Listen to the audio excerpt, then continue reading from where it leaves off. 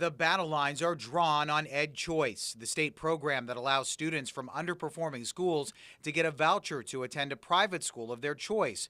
The game changer? State lawmakers expanded vouchers by adding hundreds more public schools to the underperforming list, forcing them to offer vouchers.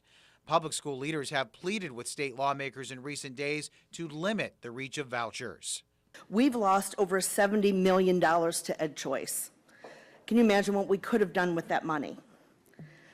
I think of a few special ed classrooms I'd love to fulfill there. If the state is going to have a voucher program, the state should pay the freight, not my community and my students. But parents of kids who go somewhere new with an EdChoice voucher have emotionally pushed state lawmakers to save the program. Teachers, too. I feel like I want to give my daughter a better opportunity because I just believe that she has it in her. And right now I see a lot of results and I'm very, very proud.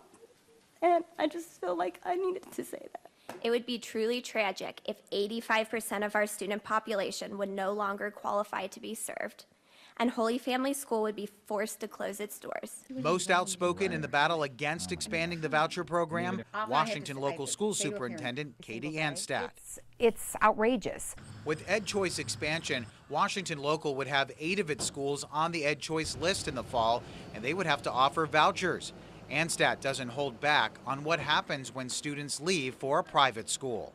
We shouldn't have to steal from a kid at Whitmer so that your kid can go to Central. When a Washington local student uses a voucher and leaves the district, they get $4,600 towards tuition at the new school. It's $6,000 for a high school student, money that public school districts have to come up with, even if they'll no longer be educating them. Anstadt says EdChoice expansion could cause a $700,000 loss to Washington local schools. She calls this stealing. It is.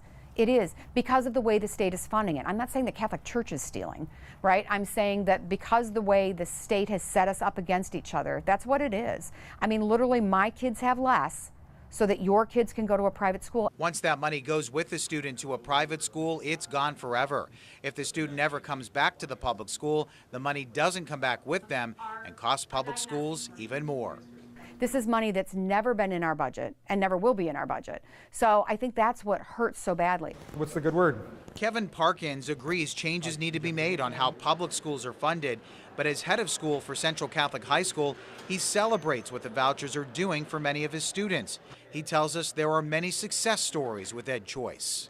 I think of a young man last year who graduated, who found himself and wants to be a pastor in his local church in town here. Not Catholic, Christian young man. He came in, and without this opportunity, without EdChoice, he never would have been able to kind of refine that. Remember what the Washington local superintendent said?